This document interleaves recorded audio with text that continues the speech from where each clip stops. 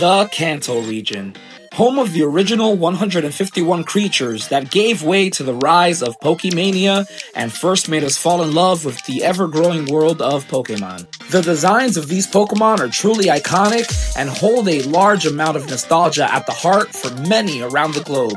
But since these were the earliest Pokemons created, we can agree that most of the original designs lacked in the amount of deep inspirations, especially compared to some of the Pokemon that we have today. Now, don't get me wrong, I love the original Pokemon, and they've made such a huge impact in my life. But like the saying goes, I love you, you're perfect, now change. What's going on, my PokeGs? It's been a minute, but welcome back to the PokeGerse. My name is Gerson, and on this channel, we're going to be redesigning, or should I say, reimagining the original 151 Kanto Pokemon for a new series called Pokemon Kanto Reimagined. Over my long hiatus off of YouTube, I've been doodling new concepts of reimagined Kanto Pokemon, and I'm so excited to come back and share these designs with you. Some of these new designs will have a lot of elements that stay true to the original counterpart, and for others, I might get really creative and revamp the whole thing to further expand on their design. Heck, I might even change some typings around to include some of the new typings that didn't exist in the first generation, and for balancing purposes as well for the region, and maybe because some other Pokemon just need to be a different type. I should also prefix this series by stating that I'm in no way trying to say that these new designs are better than the original iconic designs. I myself am considered a Gen 1er, and this is just a really cool, fun experience to look back into the old school designs and see what we could come up with. The most important decision in life and when starting your Pokemon journey is deciding your starter Pokemon. So in this video, we're going to be reimagining the original Kanto Pokemon, Bulbasaur, Charmander, and Squirtle. You may already have a favorite of these three starters, but in this video, we're going to be reimagining these three original starter Pokemon and see who you choose as your reimagined Kanto starter. Let's begin with Pokemon number 1 in the Pokédex, Bulbasaur. For the larger portion of Bulbasaur's existence, there has been much debate and questioning as to what is Bulbasaur meant to be based on. I don't know, a strawberry? For this take on Bulbasaur, I will lean more towards a frog for its design, while still having its toad and dinosaur, specifically the Cynodonts, qualities. The primary colors on Bulbasaur are different shades of greens, but something that sticks out to me in their designs has always been the strikingly red eyes. With the red eyes and frog base for this design, I'm going to be leaning more towards one of the most well-known kind of frogs, the red-eyed tree frog, for the main inspiration, which by the way is a non-poisonous frog, but we might have to see what that might mean for this design later. To really make things a bit different for this reimagined grass frog, I wanted to switch things up regarding the plant bulb that is synonymous by always being on the back of Bulbasaur as they grow. Instead of placing the bulb directly on its back, I decided to merge the bulb as the main body of the Bulbasaur in order to make it feel as if it were more naturally connected. I wanted to make its toes very ball-like in shape to really streamline the design, and I imagined them being able to allow this new Bulbasaur to stick onto different surfaces, although not at like Froakie levels of speed. I still wanted to feel very heavy and stocky like we all know our Bulbasaur to be. I think it's safe to say that we all universally consider Vine Whip to be the signature move of Bulbasaur, who releases 2 vines that extend out of its body in order to use the move. I wanted to incorporate the Vine Whip into this new design by adding a singular vine that sticks out of the bulb that can elongate itself for long-range attacks. I played around with different patterns on the face and kept the weird ear horns things that Bulbasaur has to tie it back to the Devil Frog, which some people consider to also be inspo for the original. May I present to you my reimagined version of Bulbasaur. I went with a soft pink to add to the main color palette of this design because one thing that the first generation didn't include for its starters was a bit more of a feminine representation for better diversity. Its shiny adds more colors that stay true to the red-eyed tree frog base. Here's its Pokédex entry. Bulbasaur, the frog bud Pokemon. This Pokemon is known to be extremely friendly, making it a great companion for new trainers. Its bulb releases a sweet aroma that calms Pokemon and humans down. often making them move at a similar slower pace as the Bulbasaur. The substance that this Pokemon extracts from its bud, it's often used as medicine and the main ingredient of potions for healing. It can stick onto many surfaces with its ball-shaped fingers, but doesn't stay on too long due to its weight. It elongates the vine that sprouts out of the bud to wrap around and grab onto items. You may have noticed that this Bulbasaur is a grass monotype, unlike the original counterpart that is both grass and poison. Now, I'm not outright saying that the final typing for this new Bulbasaur line is gonna change within the series, but, well, we're just gonna have to wait and see in the next episode. Let's get on to the next starter choice, the Fire Salamander, Charmander. Oh, I like that.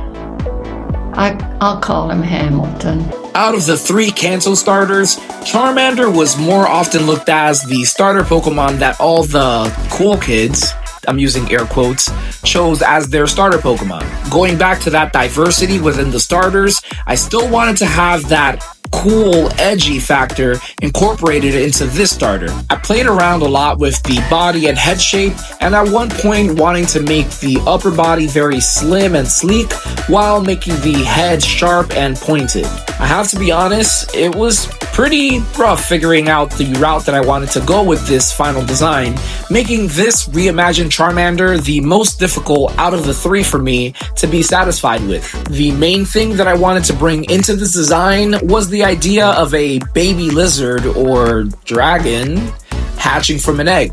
So I interpreted the tan belly pattern from Charmander's original design as to what now looks to be more of an egg that also works as a diaper in appearance, calling back to the newly hatched lizard. Since the flame on the end of Charmander's tail has always been such an important character feature, I connected the flame almost as if it were flowing right out of the end of the tail. After taking more attempts on the general look of this new design, I finally settled on a body shape that seamlessly transitioned into the egg pattern while keeping the sharpness within the head by using a singular pointed horn at the top.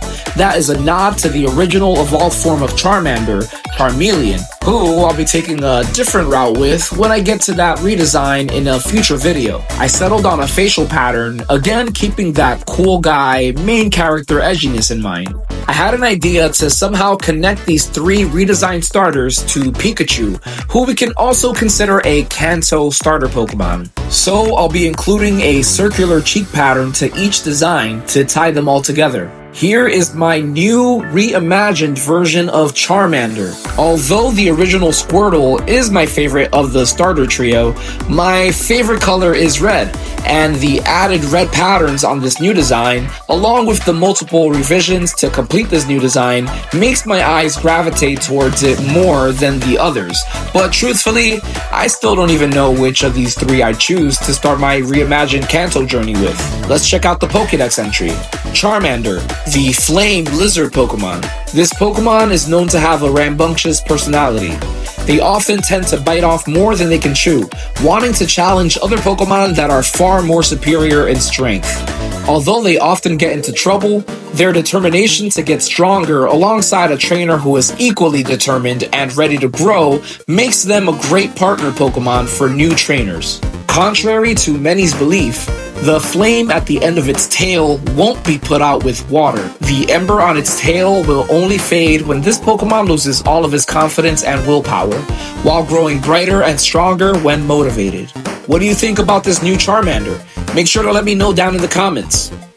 Okay, so before we continue on to the final design in Squirtle, I just wanted to take a quick pause in the video to kindly ask that if you've enjoyed this video so far, to please consider giving this video a big old thumbs up for the YouTube algorithm. Feel free to drop a comment down below, even if it's just to say hi. I like to respond to as many people as I can, and while you're there, let me know in the comment who is your favorite of the 3 original starter Pokemon, Bulbasaur, Charmander, or Squirtle. Also, if you aren't already subscribed to the channel, it would mean the absolute world to me if you did. We're super duper close to 4,000 subscribers. At the very end of this video, I might be yapping for a bit, just talking about my future goals for this channel, what I've been doing on my time away from this channel, and you maybe, just maybe, might see a preview of what's to come for the Bulbasaur evolution line, which is the next video that I'll be uploading to this channel. By the way, since I haven't mentioned it before, outside of the Kanto starter Pokemon, we will be uploading the videos and designing the Pokemon in the order that they appear in the Kanto Pokédex.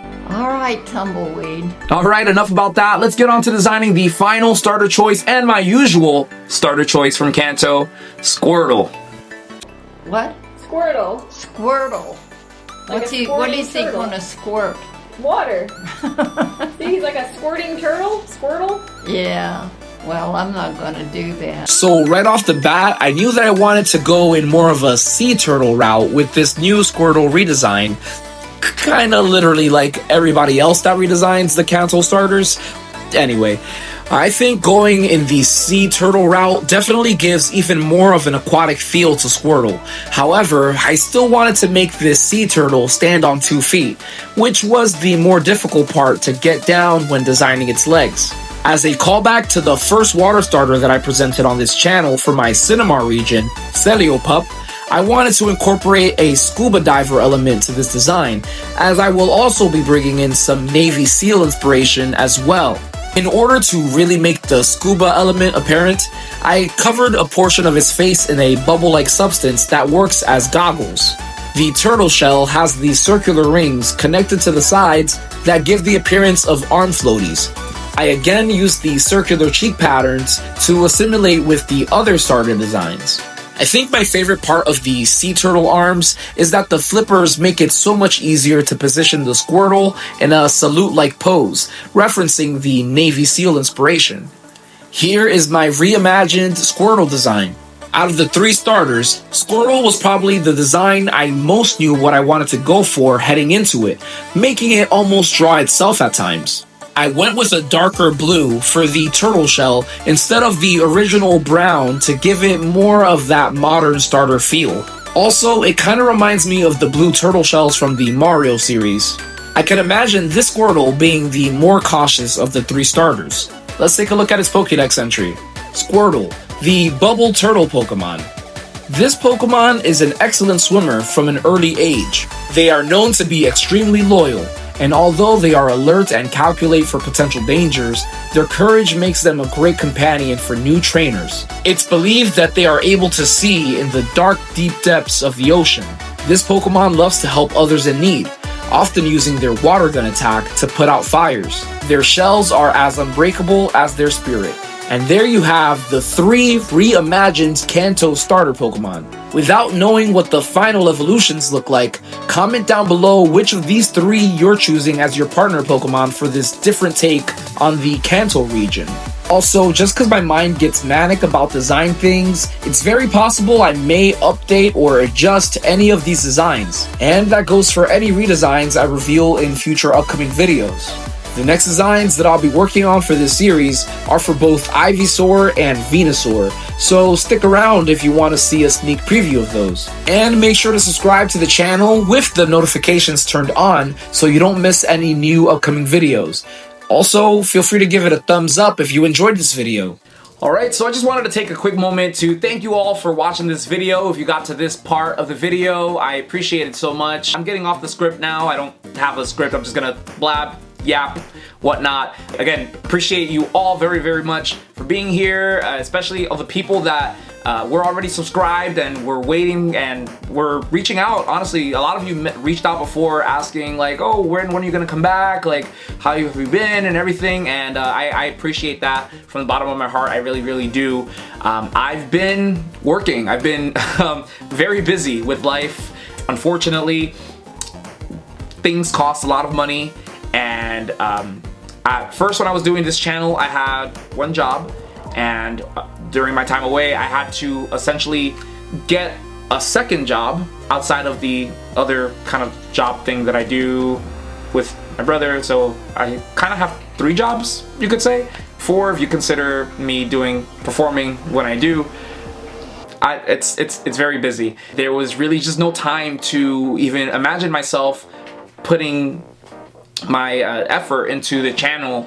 It was going to be very, very, very difficult to do that. I've always loved this, designing Pokemon, creating new Pokemon, sharing them with all of you was such a wonderful blessing that I missed, of course, a lot, and I wish that I could have continued doing it. Anyway, enough about that. The thing is, I'm still working all of those jobs currently, and I managed to find, thankfully, those are jobs that I'm not always like, oh, gotta go do this, gotta do this, gotta do this, like, you know what I mean? At least gives me certain opportunities where I have certain like pockets of time that I've been able to find where I'm like, oh, well, during this little moment, maybe I can like design this thing, and then like maybe I can script out this and that, and then like try to edit the videos at home.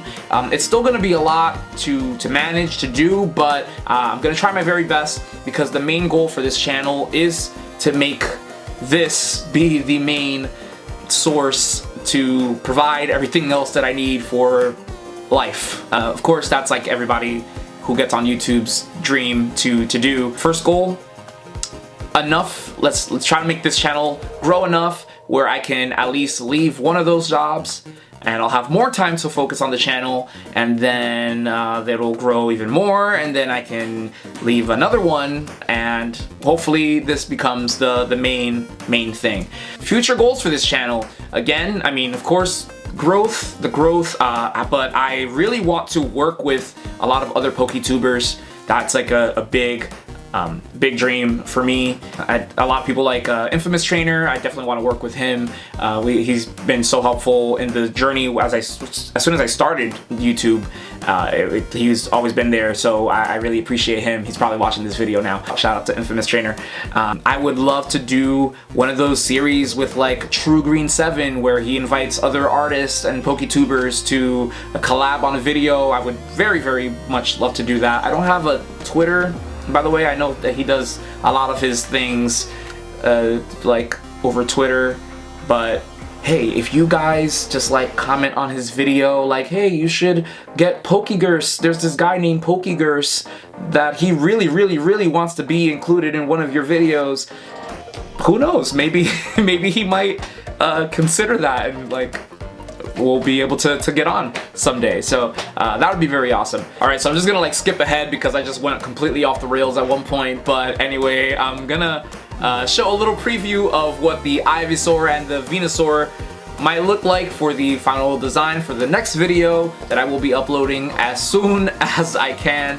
I appreciate you guys so very much. I'm looking forward to the growth. I'm looking forward to getting back into this. By the way, you might have noticed like the quality in the video from before. New software, dude, CapCut saving my life right now. CapCut is saving my life. I was able to take a lot of time to look through that program, that software. I'm not sponsored by them, am I supposed to say their names? I don't know. But anyway, CapCut is great. Learning a lot of new different tips and tricks to edit the video with new transitions and new effects and whatnot. And anyway, subscribe to the channel if you aren't already. I really appreciate you guys from the bottom of my heart, and you guys are awesome. I'm looking forward to the pokegerse again. And hope you guys have a wonderful day. Peace.